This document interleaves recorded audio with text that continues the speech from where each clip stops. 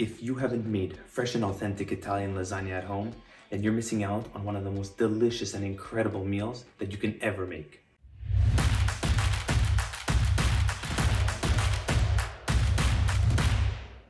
Hey there, and welcome back to Impossibly Kosher, the one channel dedicated to sharing and cooking authentic and incredible recipes from all around the globe, making sure that they're delicious and 100% kosher.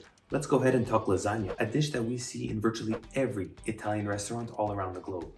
In fact, lasagna is so popular that countless cuisines all around the world try to give their own fusion twist to it, creating a crazy mix between the Italian classic and their own cuisine style. At the root though, lasagna is arguably one of the oldest Italian pasta dishes, made up of stacked layers of flat pasta, one on top of the other, with fillings, sauces, ragouts, and vegetables, not to mention cheese, between each layer. And I'm going to show you how to make the authentic Italian lasagna from scratch. I'm going to be making a tomato sauce base from scratch, the bechamel sauce, and those incredible lasagna pastas. I'm going to be making sure to use fresh ingredients like fresh basil, fresh mozzarella, and even freshly grated Parmigiano Reggiano. Now this video is going to be packed and filled with incredible information and steps. So before we get started, here comes the ask that's going to make you guys want to kill me. Take a second and go ahead to give this video a thumbs up and click the subscribe button down below and ring the bell. That way you'll keep up with all the videos that we have coming out. Alright, and let's get started. The base of any good lasagna starts off with a delicious tomato sauce. And like many other Italian sauces, this one starts off with the sofrito. Sofrito consists of three main ingredients: onions, carrots, and celery. Now normally you can just chop these up, but I don't really like thick chunks of vegetables in my lasagna, so I went ahead and used my food processor. Carrots, done. Onions, done. Now using a food processor also helps you from tearing up like a little baby. Now usually you'd go ahead and add in some celery, but I just ran out making another sofrito. But don't worry, it's still gonna come out just as delicious. Now blend it all very well together and let's start the next step. Now in a big pot, add in a generous amount of extra virgin olive oil. I would say about between 6 to 7 tablespoons, and if you want, you can add just a little bit more. Set your stove to medium and let the oil heat up. Once it's nice and warm, go ahead and add in the ingredients for the sofrito. In my case, I don't have the celery, but that's fine.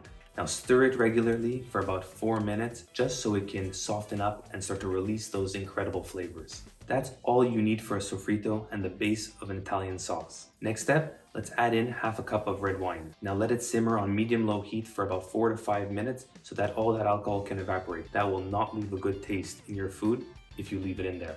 Now to my Italian friends, this is where you're gonna say, hey, that's not an original recipe. Because we're a kosher channel, we can't mix that meat and dairy. So we're going to be leaving out the meat, making this a vegetarian lasagna. Time to add in a nice big bottle of tomato passata or tomato sauce. After adding it to the pot, add in some water, swirl it around to get those leftovers, and pour it into your pot. Followed by about 28 ounces of whole tomatoes, I'm using canned, and finally 150 grams of tomato paste. With the back of your spoon, crush as much as you can those tomatoes in the pot and keep it stirring. Then go ahead and add in some salt and pepper. Not too much salt because you can add later. Go ahead and add in some fresh basil and stir it and make sure those tomatoes are nice and crushed up. Your heat should be set at medium-low. You should start to see bubbles coming out of the sauce, which is completely normal. Now our goal with any tomato sauce is to leave it between 3 to 5 hours. At hour 3, the natural acidity that comes with tomatoes starts to break. That's why you'll notice we didn't use any sugar. The natural sweetness from the carrots transfers over to the dish, while the acidity from the tomatoes gets cut out at around hour 3. If you haven't done it already, go ahead, give this video a thumbs up, subscribe to the channel, and ring the bell. Let us know in the comment section down below what you think so far of this recipe. Now we gotta make sure to be efficient with our time. So while that sauce is bubbling away, let's start on the pasta. Don't be intimidated by fresh pasta. It's beyond simple. It consists of 2 ingredients: 1 flour, 2 eggs. And the ratio between flour to eggs is 100 grams of flour to 1 large egg. Each 100 grams, usually when you're making general pasta, is enough for 1 serving or 1 person. Some people like to add salt into the fresh pasta, but you really don't need to. We cook pasta in very salty water, which gives the pasta an incredible salty flavor as it is. So no need to double add. I'm going to be using 300 grams of all-purpose flour for my lasagna. If you have Tipo 00, that's even better. Go ahead and use that. Otherwise, all-purpose flour will work just great. The pasta process is quite simple. Step 1, put the flour onto your work table and make a well in the center. A nice enough well that will fit all your eggs comfortably. Now, crack the 3 eggs in the center and make sure that it doesn't overflow or the walls of the flour don't collapse, causing the eggs to run through. Incorporate slowly from the edges flour into your egg mixture. And as it thickens up, you add more and more and keep on whisking gently. Once it's a thicker consistency, you can go ahead and add in the rest of the flour, and it's time to start kneading into the mixer, and you leave it on medium high for about 7 to 8 minutes. Otherwise, start using your hands, and you're going to be kneading it for at least 10 to 15 minutes consistently. I'm personally going to be using my hands, so let's get to it. Whew, I'm exhausted. All right, now that it's done, wrap the dough in plastic wrap, nice and tight. The gluten is extremely tense right now, so we're gonna leave it on the side in a dark area to relax for a good hour to 2. The time that it sits there will allow the gluten to relax, giving it a softer texture and allow you to flatten it out much easier later. If you go ahead and try to flatten it now, you're gonna be spending hours fighting against that gluten. Perfect. Our tomato sauce is bubbling away, our pasta dough is resting on the side, and now it's time to prepare the final missing link, the bechamel sauce. Bechamel may sound complicated and intimidating, but it is one of the easiest things to make. It consists of milk, butter, flour, and 2 spices, salt and nutmeg. That's it. The ratio between butter to flour is 1 to 1. So in a small pot, we're gonna add in 25 grams of butter on low heat and stir it until it melts completely. Once that's done, we're gonna go ahead and add in 25 grams of flour and mix it quickly. You want it to form the roux. Once the roux is nice and formed, time to start adding in a full cup of milk, 50 ml at a time. You wanna do it slow. And as you mix and it incorporates and it starts to thicken up, add in some more. And keep going until you finish out that cup of milk. Make sure to keep on stirring to prevent it from burning at the bottom. Once it thickens up, take it off the heat right away and add in a sprinkle of salt and nutmeg and mix it right away. And go ahead and taste it. If you see that it's missing some salt or nutmeg, adjust accordingly. That's it with the bechamel. Set it aside and go ahead and relax until the pasta timer is done. Timer's done. Now it's time to start flattening that pasta dough. Take one out and wrap the rest back in the plastic wrap. You don't want to expose it to air, otherwise it's going to form a crust, which will make it really gross. Take a look at that incredible color and texture. Soft and spongy, and a beautiful, rich, yellow-orange color. You can tell that this is going to be easy to flatten out. Flatten it with your palm and sprinkle it with flour.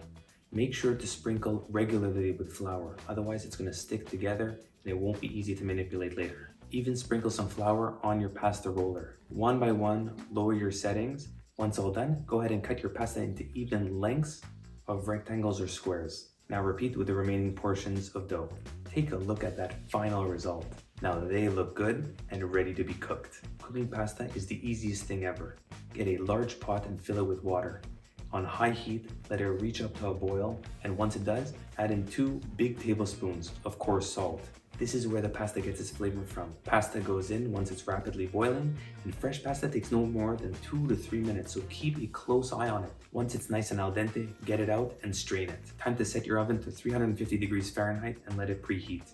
With all pieces prepared, grate yourself some fresh Parmesan, break apart some fresh mozzarella, and get ready because it's layering time. Step 1, get a Pyrex and oil it well with extra virgin olive oil. Don't use any other type of oil. Make sure to use extra virgin olive oil when making Italian recipes. The layering process of a lasagna is simple. Start off with a little bit of tomato sauce at the base and spread it nicely all over the Pyrex. Then go ahead and add in 1 layer of lasagna pasta, followed by tomato sauce, bechamel, Parmigiano Reggiano, and mozzarella. Repeat the process until you're at the top of the Pyrex. Once at the top, don't add any more bechamel sauce, add in some tomato sauce, Parmesan, and time to cover it and plop it in the oven. We're going to be cooking it for 20 to 25 minutes. After the timer goes off, take a look at that. It already looks incredible, but we're not done yet. Now we're going to put it on broil to get a nice beautiful color right on top. So set your oven to broil and leave it uncovered for another 5 to 7 minutes, but keep an eye on it though. Don't let it overburn. Get a nice color on top and then take it out of the oven. Once done, it should look like this. Oh my goodness, that looks unreal.